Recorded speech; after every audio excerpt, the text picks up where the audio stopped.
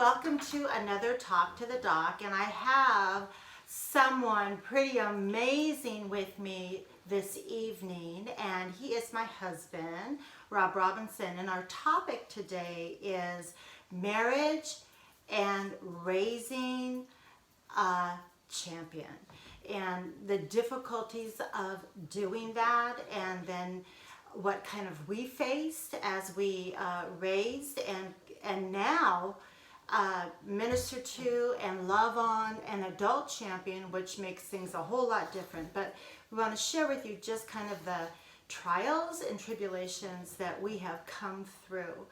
And I want to just let you know that our testimonies are currently on our website, drsandyrobinson.com, and you can read those there.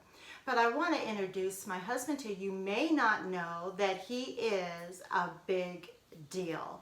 He has over 30 years of experience in training law enforcement professionals, as well as leading men's Bible study and ministering to men in small group settings and one-on-one.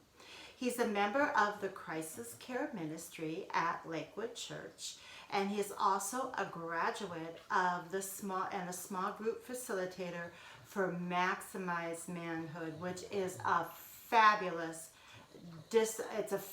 ministry to men, and it teaches men about, well, I should probably have you talk about what it teaches men.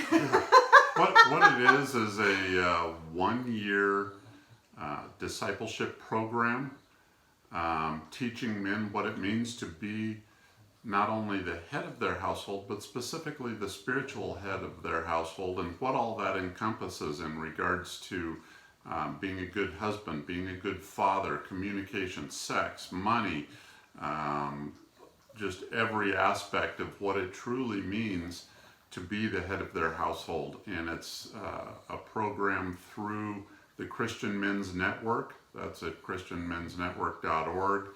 And there it is actually referred to as majoring in men, and that's the curriculum.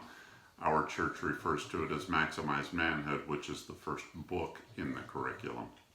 So we have been on this journey, and I just want to tell you, if you feel you haven't gotten marriage right or you haven't gotten parenting right, join the club, because we are learning new things all the time, and we're trying not to feel guilty about the past, but moving forward, knowing that God's grace covers a multitude of uh-ohs, mistakes, sin, you name it. So I'm just really glad that my husband's here today, and he also has begun a Freedom for Men's ministry at Lakewood, and this is a ministry to help get men free from pornography. And we feel like God is just leading into this new season, and it's very important that and we're so thrilled that Lakewood has decided to deal with this, and we hope maybe your church will too. So we've been married for over 30 years, and we have experienced so much joy as parents of 2 precious daughters, and now they're grown, but we also have experienced a lot of sorrow, frustration, anger, guilt, confusion, and bone-weary exhaustion. We're going to talk to you today about the challenges of being married when you are blessed. Remember, we are blessed with children with special needs. And I just want to say again, like I've said many times, children are our reward. And that's what we need to look at, especially our children with special needs are our reward. So it makes things just a little more interesting and a little more tough on a marriage when you're dealing with their special needs and your special needs too. We are the parents of a remarkable individual with special needs. She inspires us every day, and she is a warrior who battles chronic, relentless, debilitating. Her special needs it's been with us just for years. And so parenting doesn't stop when they turn 18. I got to tell you that. But So we want to talk first about, and if you hear that in the background, we're at home, so we got two pugs. So you may hear some wrestling or some bone wars, we call them. They kind of, well, I can, yeah, they're starting up. But you know what? We're going to just go with it. So I want to talk first about, and honey, if you talk first about the importance of having a mission in your marriage. You know, ultimately the mission is to stay married. We all come at it. You know, a lot of young men will get into a marriage thinking their wife is never going to change, and a lot of young women come into it thinking they're going to change that guy, and both of those are wrong. Both couples or both people in the couple will change, and you have to grow together. But the ultimate mission is to stay married, and it gets hard. A good marriage is hard work, and if you're not willing to put in the hard work, don't get married in the first place. Yeah, that's true. So the number one mission, and when we got married, you know, we probably like most couples, we didn't know what was ahead. We didn't know the blessings and the trials that would come our way, but we always, we never said the D word, divorce. We never said that. Maybe we thought it a few times, but we never said that, never spoke that in any way in our family. It was never an option. Right, it was never an option. An option. And Lord knows, probably Rob thought about it a lot. But the second mission for us, once we were blessed with our girls, was to raise our children to be successful. And we define successful as meaning individuals who first love God and then love others through service. So we weren't concerned so much about them making money or fame or those sorts of things. We really, really, truly wanted our girls to know God, love Him, and spread His love around to others. And believe it or not, that's exactly what God gave us. God, in His mercy and grace, has provided, and our girls are doing just that. So, so we've so far met the two goals of our mission. The girls have turned, the joke between us is the girls have turned out well in spite of our best efforts, and that is only by the grace of God, that they are where they are, that they are successful, that they love God, that they are serving God wholeheartedly, and again, I don't know how much we had to do with that. I would like to think it was a lot, but I tend to think the joke is probably it's pretty close. It cuts pretty close. So, but we love them, and we have a relationship with both of them, and we look to constantly better ourselves as well as our relationship with both girls. Now, it's very difficult to parent little people who grow up to be big people. We bring our own emotional baggage, trauma, and challenges to the process. The process of raising our kid with a disability is made much more challenging, and I know that you agree with us on a couple of these things. So let's talk about ways that communication is always an issue. So if you want to talk a little bit about that. You know, some of our kids, they have difficulties, be it sons or daughters, communicating their wants, their needs, what they need, what they're learning. They may have expressive language, or they may express themselves a good deal, especially when they're upset. They may yell and scream and throw hissy fits and things like that. I found one of the best ways to teach kids about how to love God and others is through my actions and through my words. And trust me, guys, it took a long time, and I'm still learning it. I didn't start out with doing this well right away. I was very disengaged. The Bible says to train up your children in the way they should go, and when they are older, they will not depart from those teachings. we've found that God is a God of His Word, and He is faithful to perform it. Let your kids see you pray. Let them see you read the Bible as a couple.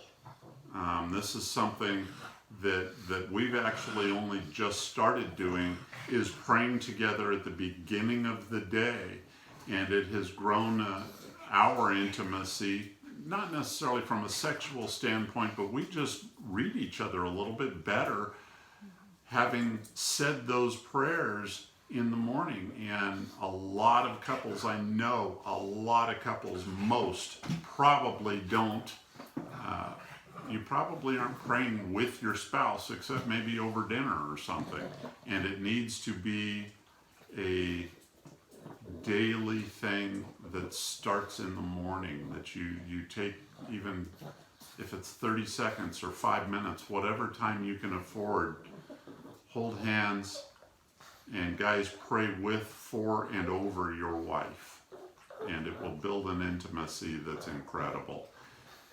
I wish our daughters had got to see us do that, and when they come to visit, they will see us do it now, but I wish they had seen us doing it growing up. And let me just say this. We're just speaking to you from a place of growth and just understanding. Yeah, the dog's going crazy, but we're going to keep going. I was at a Bible study that I attend once a week, and I just embarrassedly said, you know, my husband and I just started praying together every morning. And really, we can credit our pastors, Steve Austin and Susie, for really encouraging us to do this and setting an example for us. So thank you very much. But and I spoke this, and the leader, who has been married well over 50 years, said,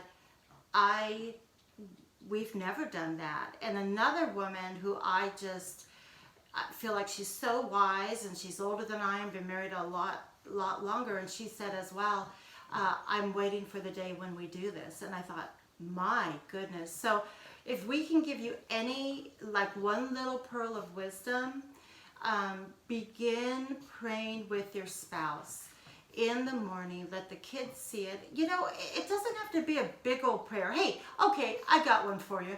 Why don't you pray at dinner time? You can start that. You know, just begin praying and let the kids see that you are praying as a couple. And during our prayer, we just, you know, pray for individuals that God brings to us, individuals that are sick. It's our way of loving them by lifting them up to God. So that's really important. And you're also modeling for your child how to pray. Now, I want, Rob, the next thing, communication, man. You know, when our daughter was going through it, we found that, and I don't know if you guys experienced this or if it's just us, when she started to have a meltdown, the last thing that she would respond to was us saying, now calm down. I mean, and then when we were talking, if we talked to her too much, it just made it 10 times worse. She just shut down. If we were talking too much, she would just shut down, and I mean, you could almost see her eyes glaze over, and she was done. She was done talking. And you know, sometimes that's okay because you can go to your prospective corners, cool down, and try to re-engage. But the problem with our daughter, not the problem, God bless her, we love her, but she taught us that she could not re-engage for quite a while. And so here we were trying to figure out exactly why she was melting down, and she was not communicating with us. Or she would communicate and push every single one of our buttons, especially her father's. So my husband learned something, and I hope this might be helpful, especially if you have champions that are able to do this. This really helped us. So now this was back in the day, and I learned it for my daughter, and I learned it for my elder daughter too, who had gone away to college. it was out of text, and I didn't have a smartphone. I had one of those old flip phones where you had to hit each button 3 times to get the the right words. And I'm not one of these guys that abbreviates in texts. I spell everything out and have correct punctuation and everything else, which made that quite a chore. And I have especially large hands, and those tiny buttons, they weren't a good combination necessarily. But I made the effort to text, and it was something then that my daughter could read, put away, think about it, come back, read it again, process, and do this as many times as she needed to before she would come back and talk to us about things or ask us what we meant, things like that. And I remember my older daughter being away at college, and her friends were blown away that her dad texted, and it kind of made me feel good, like, hey, for once I'm out in front of the game, leading the parade. And again, before smartphones or anything else. So it was you have to learn how your kids communicate, because they didn't have smartphones when we were kids. They didn't have cell phones. The closest thing we had was 2 tin cans and a string in between, and we could still hear each other. So you have to learn how your kids communicate, especially if you have a child with special needs. Learn how they communicate and adapt. Yeah. You have to not only learn how they communicate, you have to learn to communicate that way yourself. Yeah. Another thing that we faced that was really hard was a general lack of support from family and friends regarding our situation. Now, to be honest, I think there was a general lack of understanding regarding our challenges, because we were not able or did not want to, did not elect to share all that was going on in our family. There was so much turmoil and so much going on that we felt some of the information we wanted to keep just within our nuclear family. So, but even the things that we did share, we would get speculation, like, are you sure this is the correct diagnosis? She doesn't seem to be eating well. That's probably the problem. Keep praying. You need to pray more, like, pray away the diagnosis, and things will get better. Just keep praying. Have faith. Yeah, and we did have faith, and we were praying, but guess what? We still had to face the issues that we were facing as a family. So, yeah, we just did not get a lot of support. And, it was almost like if our daughter had been in, like, a major accident and she had a physical illness, I feel like we would have at least gotten a casserole. But because that wasn't what we were facing, we didn't even get cookies. It was just like, oh, you're that family down the street. So that was hard. It was really hard not to have that support. And back in the day too, I can remember walking into church. This was when we lived in Southern California, and being just really distraught that particular day about what was going on. And it was causing me to judge every family that walked in. And I was thinking, oh, there goes Chino Hills Barbie and Chino Hills Ken and their Chino Hills Skipper little kids, and their life is perfect and ours is falling apart. And you can't do that. You can't make comparisons to other families, because guess what? That family may have been hurting just as much as we were, or as much as you are. It just didn't show at that particular moment. We've all got our hurts, and we've all got our sorrows, we've all got our grief, we've got our guilt, we've got our shame that we have to work through and things like that. And it's taken us years, and it's a continuing journey to live with the scars, some of which we created for our kids. They weren't all from the enemy. Some of them were our own bad decisions, because the story was so convoluted at the time. We were kind of doing the best we could and still making a lot of bad decisions. I think to help you with that, you have to find your tribe. You have to find your community. Find the resources in the community that will assist you with respite and other things that you need. And that's why we have this Champions Family Membership Group. I don't want to like bang the drum in this commercial, but it truly is why we started it, why Pastor Craig started it. Go online. We're your tribe. Talk to us. We'll answer your questions. We're with you in your boat. We're all on these turbulent seas together in our life rafts. And then, Mary Titterow has a great online parent support group. And there's just a lot of good resources on this channel.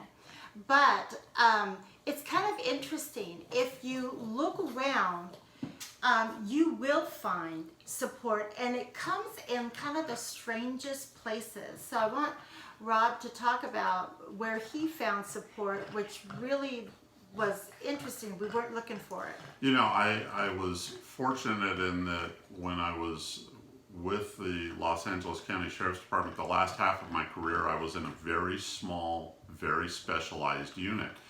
And when the family was in its deepest turmoil, I went to my boss, who was just a fabulous Christian man, and I went to the other guys in the unit as well. And I said, I explained a little bit of what was going on, and it was a delicate balance to explain what was going on without stepping on any family members' toes or stories that they didn't want told. But when I explained what was going on, the thing that happened was, first of all, the unit as a whole just told me, family first. Don't worry about what's going on here at work, it's family first.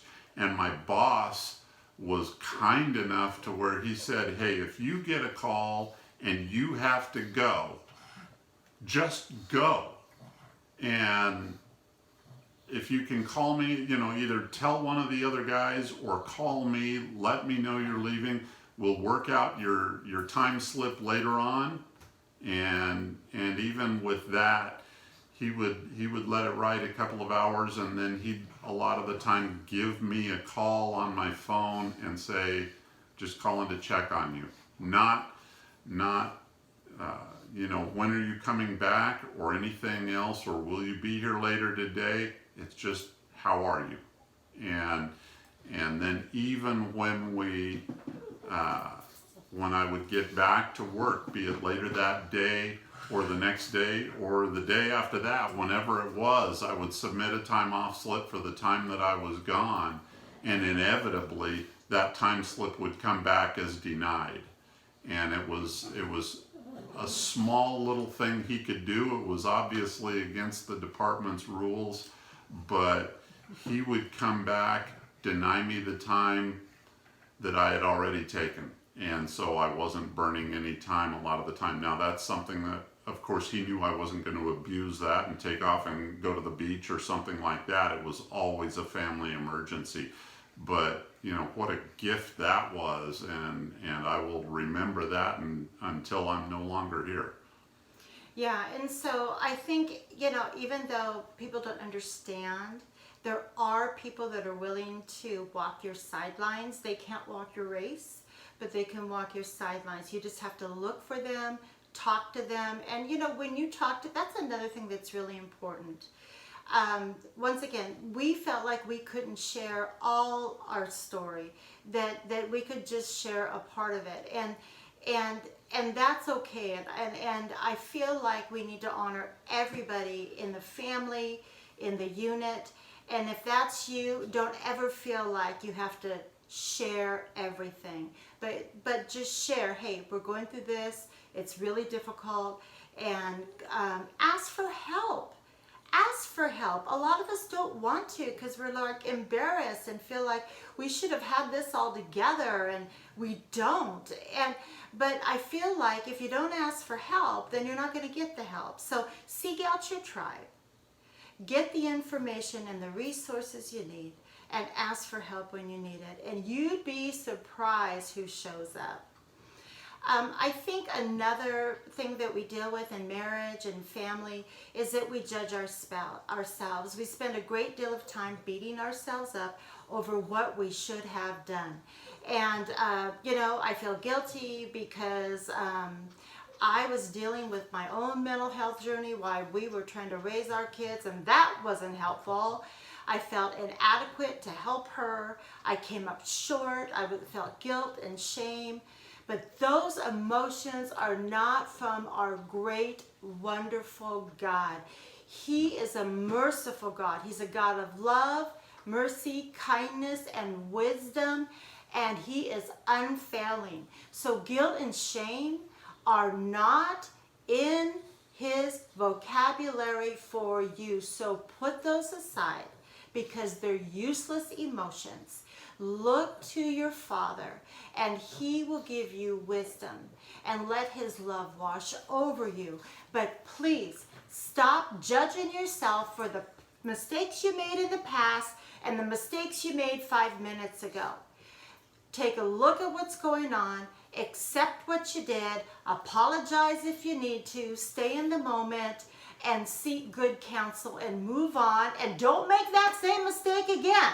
Find a new one to make. I think there was a wise friend of mine that has gave me a saying that I haven't forgotten, and it was, the rear view mirror is for reflection, not residency.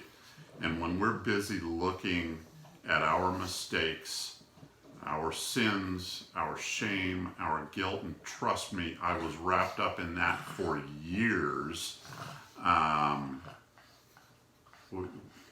do you look ahead? You can't. You can't look ahead when you're busy looking at your past and beating yourself to death over it. At some point, you have to find a way to let go of it, give it to God, and say, what's done is done. I can't change the past, but I can certainly change the future by making different choices, by learning to communicate with my spouse or my kids, by being present. And guys, this is what we tend to do, at least it's what I tended to do. I could get wrapped up in any number of different things, video solitaire, pornography, yard work, whatever it was. Yeah, I was at the house, but I wasn't present. I was tuned out. I would clean the pool. He would clean the pool a lot. I still like cleaning the pool. But it was, I was there in a physical sense, but I wasn't present, and I would tune out. I would just tune out. I think too, it's very difficult, and we were challenged with finding and securing the right kind of interventions that would best serve our daughter, and that's still difficult today. So working with in the school system, the medical system, waiting for referrals and paying for services that my kid needed that weren't covered by insurance was disheartening, exhausting, and extremely stressful. So what we would suggest is that you research agencies that can help. For example, there's an agency in our county right now, in Fort Bend County in Texas, that is called Hope for 3. And they will help you pay for services, occupational therapy, speech therapy, things like that. And this is not an anomaly. So a lot of times we don't get services because we don't get out there and beat the bushes and find them. And I get it. You're exhausted. I'm exhausted. But it behooves us to try and do that. And then with your tribe, ask your tribe. Ask the parents of the kids your kid goes to school with. Hey, where do you guys get OT? Who pays for your OT? Does your insurance cover it? How much do you pay an hour? Are they good? I think you just have those conversations with people around you, and just pray. And we're going to pray for you that God leads you to the resources that you need. Also online, man, there's a lot of good information online about those resources. So those are kind of the things that we experience as parents of a beautiful, amazing reward of our daughter. And I want to tell you, once again, God is faithful. You know, Rob reminded me of a time where it was so bad that our daughter used to say to me, I don't believe in God. And what did I tell her? It's okay, honey. He believes in you. So, I mean, don't be rattled. I mean, you know, if it seems like, hey, my champion will never speak, they'll never get toilet trained, or they'll never become independent, or they'll never, you know, hold down a job. You know, don't count your champion short. I want to tell you something. I did a unit on toilet training, and I heard from these wonderful people who have been, their child is 24 years old, and he just was toilet trained, okay? So if they gave up on year 23, he would not be toilet trained right now. So we encourage you, we implore you. You know, you can take a break, you need it, I know, but don't give up on your champion, and never, ever sell them short, because you know what? They have a destiny, and God will take them there. Our kid is now an executive assistant to the lead pastor at the church, and she was telling me, I don't believe in God. So look at, have faith, have hope. God will do it. He will do it, and you just pray for your family. We're praying for you. We thank you so much for being with us today. And you have any closing words, dear? You know what? Stay there. Stay present. As Sandy said, it's okay to take a break, but you got to come back from the break. It might be taking a walk, it might be a round of golf, but you can't go play a full 18 holes every day or several times a week. Be present. And I speak from experience on that one. I wasn't much of the time.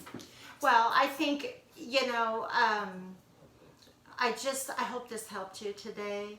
And if it didn't, I hope you were entertained as we try to handle the dog issue, trying to give you these words. But this is us, baby. This is us, and being as transparent with you as possible. So go ahead and send questions if you have them. And we are just so thrilled that you spent a little time with us this evening. And we'll see you again the first and third Tuesday of the month. And I think we should have Big Rob back, don't you think? All right, thank you.